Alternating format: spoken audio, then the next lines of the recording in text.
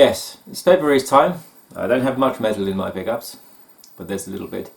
We'll get the irrelevant small stuff out of the way first. I'll just go in over details and say from go board. Look, PSP car charger. Wow. For the camera. For the camera, for when we go out and about and the camera dies.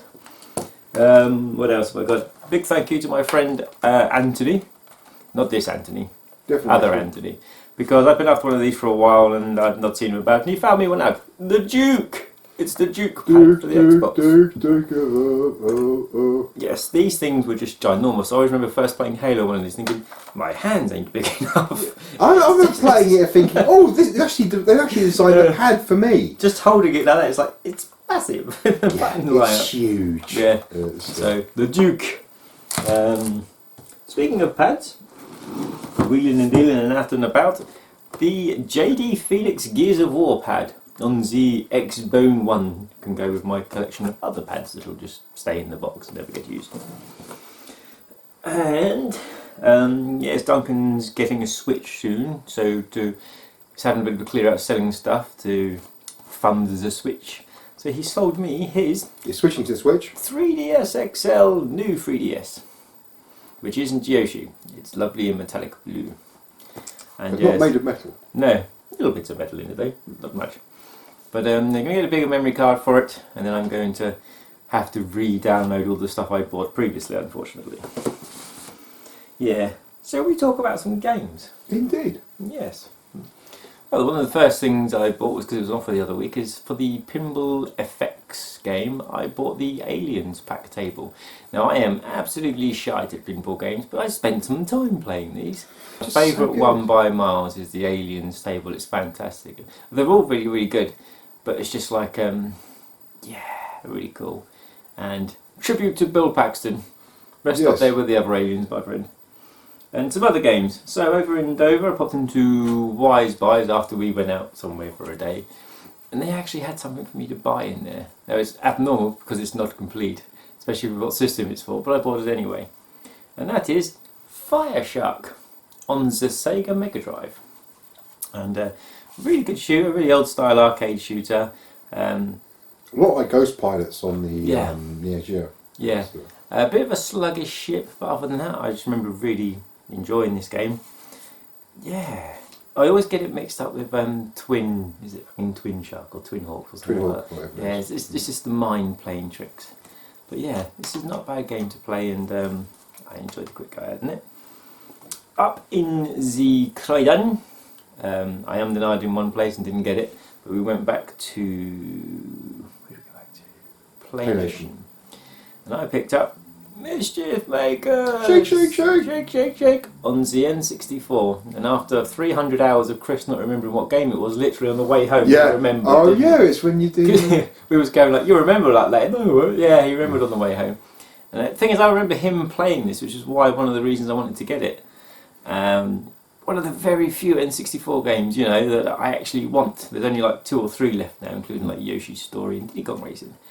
But yeah, one worth a play. Star Fox 64 is worth having. But I've got that on the 3DS, haven't I? Yes. Which is much better. Yes, much better. Had to go with an Elgato, but to get them things running properly you need a monster PC, especially with the new update now requiring your PC to have 12 gigabytes of RAM and there being no way around it just via the software. Decided to trade it in, get rid of it, took it over to CX, got a really decent price for it. I saw an actual retro game they had I wanted. And it wasn't stupidly priced. Yeah, and I've got to be honest, I haven't played this much. I probably played this for 10 minutes at the most when Richard had it back in the day. And that is Axley. Which is really good. For £28. Really hard. Because if you go up the wrong car, you can't turn around and you die. Yes. Yeah. Mode 7. And I'm showing the camera the game, doesn't matter because you'll be watching game footage now. But yay! Yes, I'm on my quest to buy nearly all the shooters for the SNES. There's another one down. Thought about perhaps getting on the virtual console. I don't know if it was on there. Yeah, I think but so. no, for the SNES, I actually like owning the original carts, and just the carts, boxes, and I don't care about, because I fucking hate them cardboard boxes. Yes, they you just can't tatty display and them nice, and they're all just ugh. And oh yeah, to go with my 3DS that I bought off Duncan, I also bought this, which is freaking awesome, and that is Ultimate NES Remix. Which is awesome. It's brilliant. I played it on the one version of it on the Wii U, and yeah. You'll be looking at Wii U footage now. Yeah, and I just thought it was fantastic. I really enjoyed playing it. I actually bought it for the X for Christmas, like the year before last, and I played it for about half an hour. I was like, I want to play this more. And like millions of other games, I've got to put them on the shelf and never played it again. It's such a good game just to put on every now and again, just for like a few minutes. A few minutes at a time, and just do it like little bite-sized chunks. Yeah. A really good portable game to have. Yeah. It's one of those ones that, it's like when you're waiting in the car because you're waiting for your daughters to do whatever they're doing, because, you know, being a dad, you're the taxi driver. So you sat outside for like 10 minutes, which turns into half hour. So normally I take my Vita, but now I can take my DS and play other stuff. And for shits and giggles, and I mean shits and giggles, I went into Smith's over at Westwood Cross, and they were having cheap sell game this days, and picked a few games up from my friend Anthony, and I picked one up for myself. And one of the main reasons I got this is my friend Adrian said he bought it on digital download and said I should probably give it a go, but I wouldn't like it. And I wasn't willing to pay like the going rate of like £12. So instead I paid $4.99, and that's for No Man's Sky on the PlayStation 4.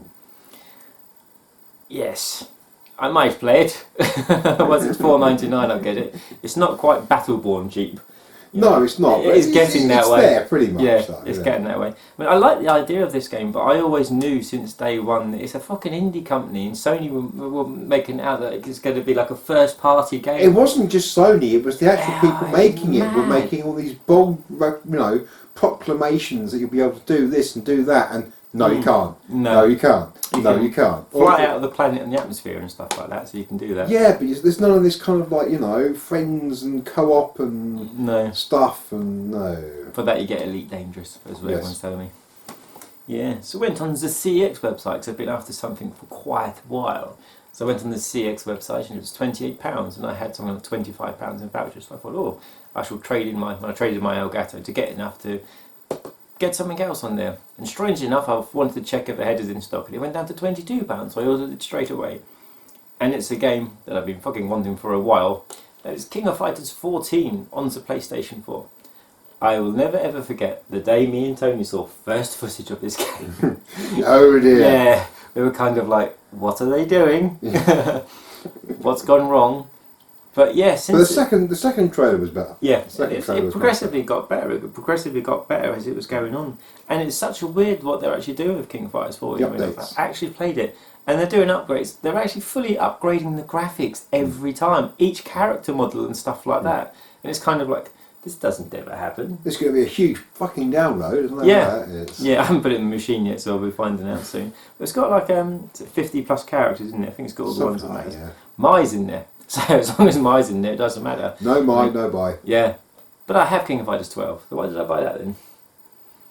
She's in King of Fighters. No, she's not. They took her out King of Fighters 12. Did they? Yeah. That's why everyone was like, why? Oh Did she go yeah, back to that's when 13? the Mai, no buy come from. He yeah, didn't yeah. know an SNK question.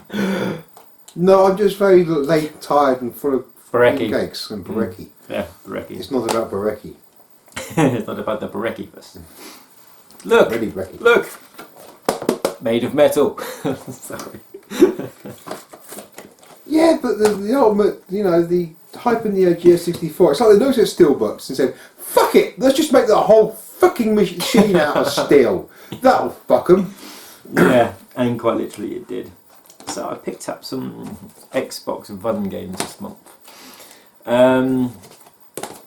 Just finished this game the other night, Resident Evil 7, and I will say, for a reboot, it's brilliant. It is fantastic. My only fault, and I've said this to everyone, is how bloody short it is. Now, I didn't do every nook and cranny, but I probably did about 80% nook and cranny. I was like one of each of the collectibles missing, and I'm just shy of 9 hours, and I've pretty much done everything. I mean, I can replay it again to get a different ending. But this game is just fantastic. When you're in first person mode, it still feels like Resident Evil. Now, I worried that as in Resident Evil Horror 4 and previous, not 5 and 6, I worried that going first person mode would literally take you out of it, and you'd end up feeling like something like, well, not as good as Alien Isolation, but, well, fucking hell, Left 4 Dead or something. But no, this keeps the theme of Resident Evil going really, really, really good. and it's got the cheesiness, and it deserves the plaudits it's got because it is a really, really freaking good game, and it's still demanding crazy high prices. But yeah, I very highly recommend you go and get this. Awesome game. Other game I wanted to play, and Ian had it cheap, and as I've got loads of credited Ian shop in Play Away, loads. I've still got loads. I picked it up in there. He had it up for 25, I do believe it was. And there's Watch Dogs 2. The sequel to Watch Dogs 1? Yes, I bored the hell out of myself finishing the first one. And it was in the days where I forced myself to play a game even when they're boring. Well, that doesn't happen now. If I'm not enjoying the game, I'm not going to play it. And I've had nothing but good things about this, but I had very much an Assassin's Creed Unity feeling about this one. Because basically there's like achievements not unlocking, parts of the city weren't unlocking, missions were getting froze. But that's got fixed with a recent update. So it's the usual thing, buy it, put it on the shelf and wait for it to be fixed. Because these games, they won't leave broken. Wait for it to be finished. Finished, yeah. They won't be left broken, especially in companies like Ubisoft.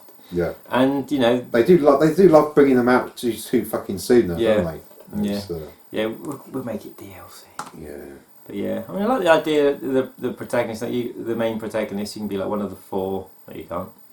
You're only JJ, and you can't be all of them. So I didn't say that. Yeah, so I like the idea of players. The new tech, the drone, where you can go in and take control of the buildings and that. Looking forward to playing this. Apparently not very big. You can do everything in about 12 hours. San Francisco, you live, and comes with a map and lithographs and much Watch Dogs-ness. And speaking of games that I'm not going to continue playing, Sniper Elite 4. I loved Sniper Elite 3. I thought it was brilliant. Very slow paced, but there was always an urgency to you. There was always, holy shit, I've now got to move because I know where I am. Okay, and the combat felt really nice and it looked good. I played the first one. So I played the first level, and I bought some friend in a long barrel run, my friend Dolly, and he got up to level 4 before he just stopped playing it. And I'm kind of like, it's very rare for him not to finish a game. And yeah, I spent like an hour and a half doing the first level, and you can walk through walls, you can be shot through walls. The sniping is no fun. You can have a clear headshot and it won't register. It looks like a polished up PS2/3 game. But it's just so boring. You're there sniping and you're just kind of like... I mean, you have optional objectives. So I did all the optional objectives. I did the main mission. And it was just like going through the motion. I was having no fun at all. Whereas I don't know what was missing. Sniper Elite 3, whilst it was slow, it was enjoyable to play. This isn't. It really isn't. And it's going to CEX very soon. Actually replay, as we know, go from Super Nintendo. I'll be able to play my, oh my god, Hello Kitty game. Send me over and Smash Ball. That's what I meant. Yeah, so I'm pretty chuffed with this. Didn't know it played import. Big thanks to Chris and Tony when I was up there. My final Xbox 360 RPG I needed, and we found this was up in Croydon as well, weren't it, in a CEX or something like that. That wasn't CX, it was game. CX? No, it was CX because it's got a big CX sticker in it, but it was in game as well. Yeah, I was looking at the big sticker, it said CEX up there. Yeah. I was like, no, it was CEX. Yeah, but it was in game as well, remember. But yes, Resonance of Fate. Don't know much about this one, but I know it's grid based. It's really strange. You kind of like move them around the grid, and then you kind of like do John Woo jumpy, spinny, round, shooty things. It's all guns. You don't use swords or anything. It's all guns. Yeah. Right. And it's actually really clever the way you kind of like run one direction, run the other direction. If it crosses over the two paths, you can do teamwork moves and stuff. And it's actually really, really, really, really good. Yeah. I never finished it because my TV blew up. And that's no excuse. I started playing it on a small CRT. Yeah. It was too small, and it wasn't the same, and it annoyed me, and I never got back to it. So I got really far into it. I was about 3/4 of the way through it at least. And I enjoyed it. It's kind of cheesy and odd, strange and JRPG-ish and Paige odd. never liked it. Paige got it at launch and within a couple of days, like, telling Dad, I don't like it, it's not my sort of RPG. Yeah, it's a weird thing. I mean, once you get the grip of how that combat works, it's just quite simple. At first it seems really confusing, but it's just simple to just crisscross the paths and stuff. Yeah. You know, and it's really, really, really fun. I really enjoyed it personally, but it's definitely not for everyone. It's very, very odd and very strange. Yeah. So this is the last UK RPG PAL I needed. Oh my god! Did you hear it fall out then as well? Yeah. The disc is loose in the case. Yes. Up in Croydon magazine, Sonic the Hedgehog Worlds collides with Mega Man. There wasn't tooting. That's what I said. You said Croydon. I know I did, but I don't know. But it's late at night again, it's gone back to the other stuff. We all know I love my original Xbox, and up in Croydon I managed to get the first X-Men Legends, because I had the second one like a month or so ago. Really enjoyed these when they first came out. Big 4 characters and kick-ass. Yes, very good. Very Baldur's Gate, only with X-Men. Yes, with Magneto and Wolverine and Storm and Cyclops and characters. Yeah, I played through this one and I've played through the second one. Fictional characters. And I played through the... No, they're not, they're real. Fictional. I played through the Ultimate Alliances, which is basically the upgraded version of the same game. And this is, just thought I'd grab this. It says $1.99, but I think I said about £1 because I got it up from Dan. Thank you, Dan.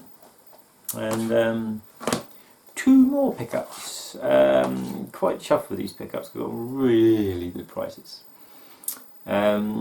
Namco Museum 50th anniversary. So quite a few games in this one. This actually turned up like today, so I'm chuffed it turned up so I could film it. And it's got 14 games on it. I'm quite sure I've got the collection on the PlayStation 2, but I wanted the Xbox version, and it's kind of like 35, 40 quid everywhere. And I get £11 off eBay, and I really, really, do like the compilations, because I think this was probably might be the last compilation I need. That's the main compilation I want. That's the main one I want. I haven't got like all the midway ones that they did on the Xbox originally. How much was it in CX at Croydon? Because I picked it up, didn't I? And we laughed. It was quite a lot. About 36 quid or something, wasn't it? Yeah. But yes, so it was the last compilation that I know I needed, and yes, I've no doubt I've got these games multiple times on multiple formats. But yes, I really wanted it. And probably my favourite find of the month was on the Facebook groups. Now this game is £100 plus now, which is ridiculous. Even CEX is like 95 quid. And that is Godzilla Destroy All Monsters. Which is crazy because the PS2 sequels are better. Yeah, and I'm quite sure I've got this on the GameCube. Yeah. Yeah. So why is the Xbox version over £100? Constant selling price. Awareness. Yeah, probably not about that much. Really, really enjoy the Godzilla games. I recently played quite a bit of the new Godzilla one, which was based on the film on the PS4. Whilst it was great, it started to get way too difficult, way too quick, and Pete Dorr was doing a playthrough of it, and he was kind of like, yes, it's getting hard now, isn't it? It's kind of a game where if you have like 6 or 7 hours you can dedicate it to a day and you want to play it for a solid month, you can start unlocking things, unlocking characters. It's not necessarily about beating levels, it's about doing stuff to get the points to unlock stuff. That's the PS4 version, but we're not talking about that. We're talking about this. And similar to you're Godzilla, you have a fight. King of the Monsters style. Yes, with Godzilla. Yes. The question is Godzuki in it? And then the biggest problem with it is there's no A, it's not made of metal, and B, there's no da da da da da da da da He's made of metal. da music. You know the proper Godzilla tune. You have to have that in a Godzilla game. Yeah. So yeah. Or at least play in the background. And my final 2 pickups of the month are on the now non-in-production Wii U. The VU. And the first one was Argos clearing out some of the games. They cleared out Star Fox Zero for $14.99. So with some nectar points and a little bit of cash, I picked this up. Just to get the last version in Dover. But the controls in this game... They look rather... I was going to buy this on launch, because I do like my Star Fox games, even though I've played each one for about 10 minutes. The only one that's good is 64. Yeah, they put a demo pod in game in Dover. So I thought, sweet. And they actually had this in there the week of launch. So I thought I'd give this a go. You're like, oh dear. Oh, in 20 minutes, I hated it. And I didn't hate it as much as I fucking hate Devil's Third, which I will hate till the day I die. But But I've heard from people over time, sit down, have plenty of time for an hour or so to get yourself initialised to the controls, and you're okay. You will struggle, but you're okay. And it seems such a stupid decision by Nintendo to do what will look totally amazing to ruin it like that. That's the kind of thing Nintendo do, though, isn't it? Yeah, it's very Nintendo. It's Nintendo being Nintendo. Speaking of Nintendo being Nintendo, a game on the Nintendo Wii U. Again, Yoshi's Woolly World, which you've been looking for ages. Yes, and it's coming down to us at a semi-decent price. Unfortunately, we couldn't find it in fucking Sainsbury's for £5 like most people on the planet do finding Wii U games now.